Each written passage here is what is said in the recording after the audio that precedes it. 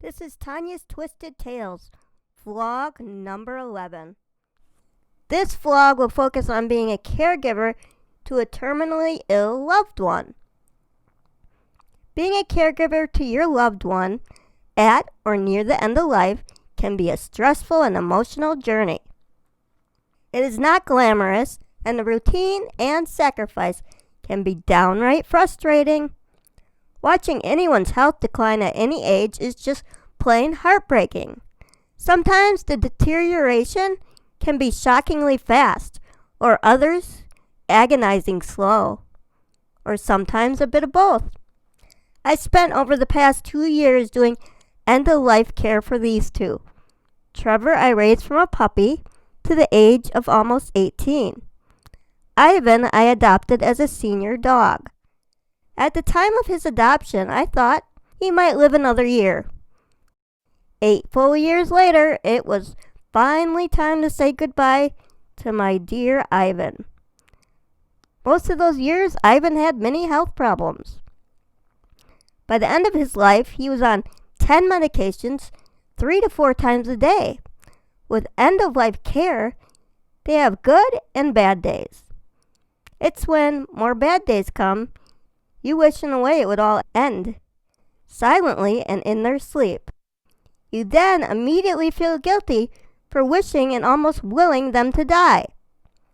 With both dogs, I prayed, wished, willed them to live, and in the end, to die. I could think of a handful of reasons for this. Watching them decline is hard for all, and lots of guilt. I didn't want to keep taking care of them. More guilt. So I could leave the house for more than 2 or 3 hours at a time. Or just the fact their medications, special food, and vet bills was very expensive. Okay, really feeling guilty now. I want to travel again, but no longer have that freedom. The guiltiest. Most of all, I wish they would pass so I can sleep again. So I can live without constant fear and anxiety over when and how that loved one's life will in fact end. Thankfully, Trevor went quickly and peacefully when he did finally go. For months, it was touch and go with a few near-death experiences. Other months, he would be good and things really looked up. As he did grow weaker, I cleaned him up, kept him well medicated, warm, dry, and he became a smaller version of what he once was. I contemplated putting him down over many months, but he mostly slept in his basket next to the fireplace. He also was no longer mentally there. His hearing and sight were also going, so it felt like Trevor left us slowly over many years and months. Ivan, however, for years had a horrible cough. His heart was failing. A little more each year.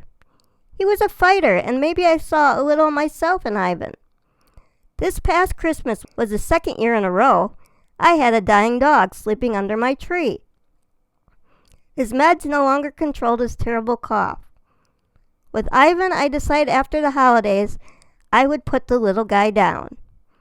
I slowly told those close to us. Then something unexpected happened. Our neighbor dog, which was Ivan's girlfriend, got very sick very quickly. Ivan's girlfriend also happened to be my mom's dog. My mom's dog, Lily, died shortly after the New Year.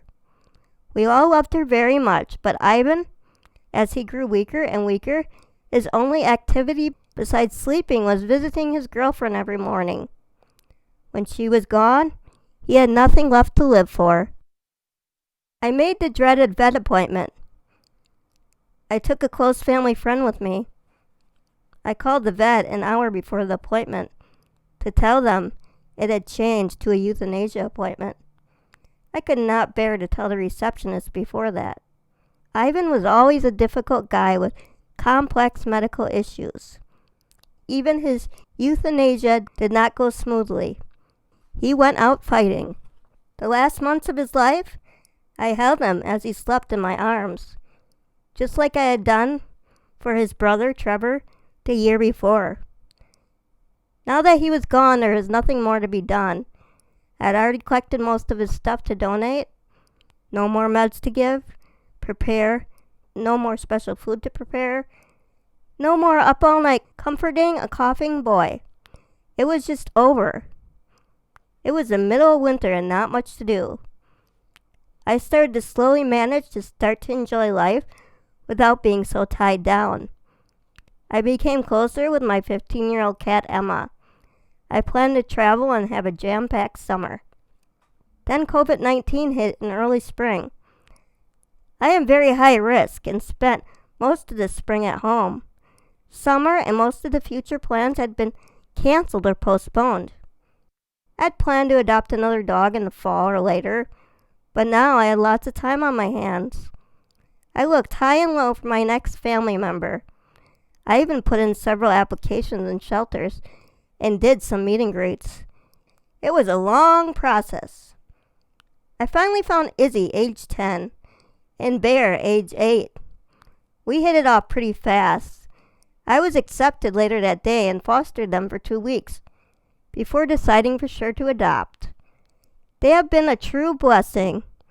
Although not the ages, breeds, or sizes I was particularly looking for, they picked me, then quickly took to me, and I later learned they like everyone. I still sometimes think I made the wrong choices with Trevor and Ivan, letting it play out for so long, but I know they would have stayed even longer if they could have. Just because they died didn't mean the guilt and second guessing stops. It also does not mean that love stopped. In some ways, all these things got revved up even more after they died. I was their mom, caregiver, their everything.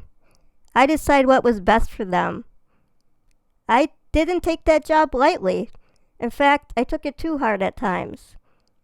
I need to let myself off the hook. In the end, I did what I thought was best at the time. Therefore, I did the best I could. I'm proud Trevor and Ivan were my dogs. I think they would be proud I was their mom. So if you're a caregiver of a loved one, let yourself off the hook. You too did or are doing the best you can. It's truly one of the hardest jobs you'll ever have, but also rewarding to know you gave them all you had till the very end. They gave us so much. It's truly the least we can do for them. This is Tanya's Twisted Tales, vlog number 11. On being a caregiver to a loved one near the end. Please subscribe, like, share, or tell a friend. We can all learn from each other.